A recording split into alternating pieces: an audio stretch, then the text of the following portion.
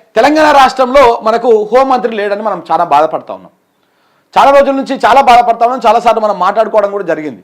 హోంమంత్రి రాష్ట్రానికి లేడు, రాష్ట్రంలో రకరకాల దాడులు జరుగుతూ ఉన్నాయి, ఇట్లా జర్నలిస్టుల మీద జరుగుతూ ఉన్నాయి, సాధారణ ప్రజల మీద జరుగుతూ ఉన్నాయి, ఇట్లా అందరి మీద దాడులు జరుగుతూ ఉన్నాయని చెప్పేసి మనం మాట్లాడుతూ ఉన్నాం. కానీ రాష్ట్రానికి హోంమంత్రి ఉన్నాడు. ఎస్, మీరు విన్నది కరెక్టే, రాష్ట్రానికి హోంమంత్రి ఉన్నాడు. ఎవరు ఆయన అంటే ఆయన షాడో హోంమంత్రి అన్నమాట, డైరెక్ట్ అఫీషియల్గా ఉన్నాడు. బట్ హోంమంత్రి ఏం పని చేస్తాడో, హోంమంత్రి ఏ విధంగా పోలీసు వాళ్ళని ఎక్కడికి పంపించాలి, ఎక్కడ పంపించకూడదు, ఎవరి మీద దాడి చేయాలి, దాడి చేసినాక ఎప్పుడు పోవాలి, ఎమ్మెల్యేల ఇంట్ల మీదకి ఎట్లా పోవాలి, ఏ విధంగా చేయాలనేది హోంమంత్రి ఎట్లా ప్లాన్ చేస్తున్నాడో అదే ప్లాను షాడో హోంమంత్రి చేస్తూ ఉన్నాడు ఆల్రెడీ. సో తెలంగాణకు షాడో హోంమంత్రి ఉన్నాడు, హోంమంత్రి లేడు అనేది తప్పు. తెలంగాణకు హోంమంత్రి ఉన్నాడు, ఆయన పేరే ఇగో ఈయన వేం నరేందర్ రెడ్డి. ఈయన తెలంగాణ షాడో హోంమంత్రి.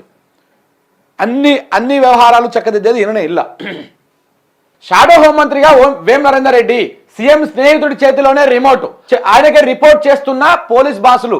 ఖమ్మంలో హరీష్ రావు మాజీ మంత్రుల కార్లపైన ఎటాకు, ఎమ్మెల్యే పాడి కౌశిక్ రెడ్డి ఇల్లు ధ్వంసం, తెలంగాణ భవన్ పైన దాడికి యత్నం, కేటీఆర్ కారు పైన కాంగ్రెస్ నాయకుల దాడుల వెనక చక్రం తిప్పుతున్న సీఎం నీడ, కాంగ్రెస్ నేతలకు దిశానిర్దేశం చేస్తున్న వేం నరేందర్ రెడ్డి.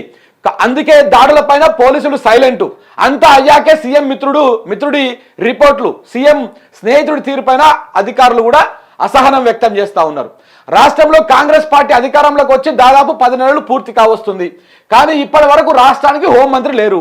కీలకమైన పదవి ముఖ్యమంత్రి రేవంత్ రెడ్డి దగ్గర ఉండిపోయింది. దీంతో రేవంత్ రెడ్డికి అత్యంత సన్నిహితుడు వేం నరేందర్ రెడ్డి ఆ పనులన్నీ చక్కబెడుతున్నారట. షాడో హోంమంత్రిగా పోలీసు వ్యవస్థపై పెత్తనం చెలాయిస్తున్నారట. పోలీసు వ్యవస్థను కంట్రోల్లోకి తీసుకొని తాను చెప్పినట్లు వినాలని ఆర్డర్స్ పాస్ చేస్తున్నారట. బీఆర్ఎస్ నేతల దాడుల వెనుక కూడా చక్రం తిప్పుతున్నది ఈయననే అనేటువంటి ఆరోపణలు కూడా ఉన్నాయి. ఇక చూడండి, రాష్ట్రానికి హోంమంత్రి లేడు అని ఇన్ని రోజులు మనం అనుకున్నాం. కానీ వాస్తవం ఏంటంటే రాష్ట్రానికి హోంమంత్రి ఉన్నాడు. ఆ హోంమంత్రి పేరు ఇగో ఈయన వేం నరేందర్ రెడ్డి, ఒక షాడో హోంమంత్రి లెక్క మొత్తం. ఇప్పుడు కొడంగల్కేమో ఒక షాడో ఎమ్మెల్యే ఉంటాడు ఆడ, తిరుపతి రెడ్డి. సో తెలంగాణ రాష్ట్రానికేమో ఒక ట్యాక్స్ వసూలు చేసేటువంటి ఒక అనఫీషియల్ పోస్ట్ ఒకటి ఉంటుంది, అది కొండలరెడ్డి.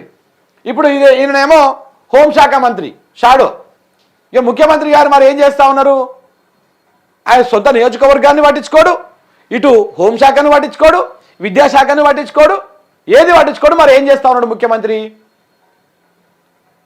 ఏం చేస్తూ ఉంటాడు? ప్రతిపక్షాల మీద వాడి, ప్రజల మీద వాడి బూతులు తిడుతూ ఉంటాడు. లేకపోతే అదానితోటి భేటీలు అయ్యి సత్సంబంధాలు కొనసాగిస్తూ ఉంటాడు. పిలిచినాగానే ఢిల్లీకి పోయి తిట్లు తినొస్తూ వస్తూ ఉంటాడు. లేకపోతే బీజేపీతో సత్సంబంధాలు మెయింటైన్ చేస్తూ ఉంటాడు. ఇవన్నీ చేస్తూ ఉంటాడు ముఖ్యమంత్రికి పరిపాలన, ప్రజలు ఇవేవి పట్టాయి, ఇవేవి అవసరం కూడా లేదు. ఎవరి పని ఆడికి అప్పచెప్పేసిండు. ఇప్పుడు సోషల్ మీడియా మొత్తం వ్యవహారం, వచ్చేటిది పోయేటిది డబ్బులు వ్యవహారం అంతా గీతమ్మ చూసుకుంటా ఉంది. ఎవరు? ముఖ్యమంత్రి గారి సతీమణి. ముఖ్యమంత్రి గారి అన్నగారు తిరుపతి రెడ్డి గారు కొడంగల్ను అద్భుతంగా ఏళ్తా ఉన్నారు. ఆయననే ఆడ ఎమ్మెల్యే అయిన ఆయననే, ముఖ్యమంత్రి అయిన ఆయననే, మంత్రి అయిన ఆయననే.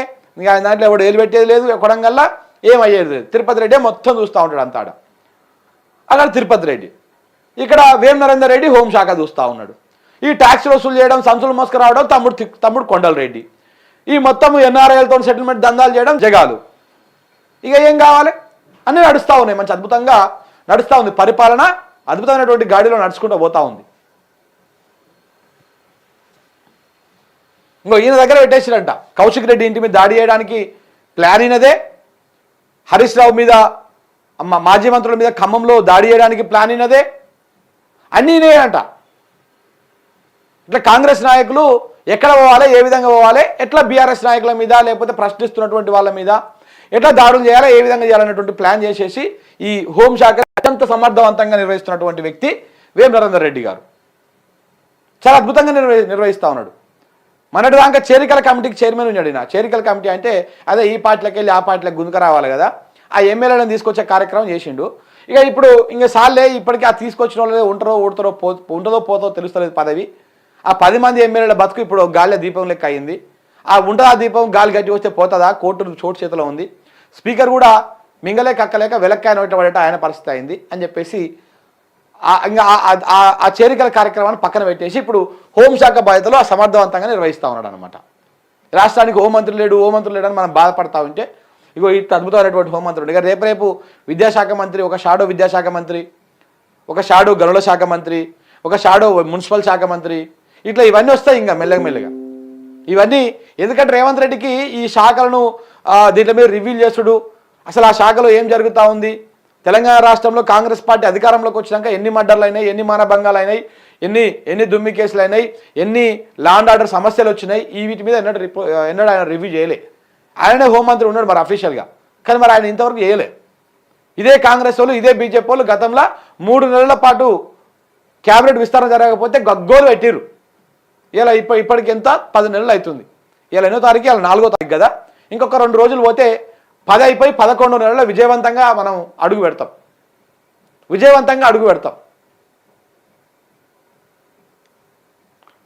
అయినా కానీ ఇప్పటిదాకా దిక్కు దివాన్ లేకపోయా. హోంమంత్రి లేడు, విద్యాశాఖ మంత్రి లేడు, అన్నీ ఆయన దగ్గరనే ఉన్నాయి. చూడండి, ఇక కేటీఆర్ కారు మీద దాడి కానుంచి మొదలుపెడితే అన్ని అయిన ప్లాన్ ప్రకారమే. కేటీఆర్ కారు మీద దాడి జరిగింది. ఆడ పోలీసులు ఉండరా? ఆయన ఒక పార్టీకి వర్కింగ్ ప్రెసిడెంటు, మాజీ మంత్రి, పార్టీలో కీలకమైనటువంటి వ్యక్తి. అలాంటి వ్యక్తి మీద కారు మీద దాడి జరిగితే ఆడ పోలీసు వాళ్ళు ఉండరు. ఆడెవరు ఎప్పుడు వస్తారు? పోలీసు వాళ్ళు అంతా అయిపోయినాక వస్తారు. లోపల కారణం కేటీఆర్ ఉంటాడు, పైన వీళ్ళు దాడి చేస్తారు. అసలు ఆందాంక ఆయనకు ఉన్నటువంటి సెక్యూరిటీ దాటుకొని ఆందాంక ఎట్లా వచ్చిర్రు? పోలీసు వాళ్ళే పంపిస్తున్నారు ఆడదాకా. అందుకే జగదీష్ రెడ్డి అన్నాడుగా మొన్న, మీరు సెక్యూరిటీ ఇవ్వలేము, మేము మీకు భద్రత కల్పించము అని చెప్పేసి మీరు ఒక ప్రకటన ఇవ్వండి, మా కార్యకర్తలు చూసుకుంటారు. మా కార్యకర్తలే మొత్తము 3 అంచెలుగా ఏర్పడి మా నాయకులను ఎట్లా కాపాడుకోవాలో అట్లా కాపాడుకుంటారు, మీరు ఆ పని చేయండి అని చెప్పేసి పోలీసు వాళ్ళకి చెప్పిండ్రు. అట్లానే చెప్పు, పోలీసు వాళ్ళని ఇట్లా ప్రతిపక్షాలను కాపాడము, మేము జర్నలిస్టులను కాపాడము, ఎవరైతే మాట్లాడతారో వాళ్ళని మేము కాపాడము, వాళ్ళ మీద దాడులు జరుగుతూనే ఉంటాయని చెప్తే మేము ఇదే పని చేస్తాం కదా. అప్పుడు మేము మా సెక్యూరిటీ మేము చూసుకోగలుగుతాం కదా, మేమే ఒక 10 మందిని పెట్టుకొని పోతాం కదా అని చెప్పేసి వాళ్ళు చెప్తా ఉన్నారు.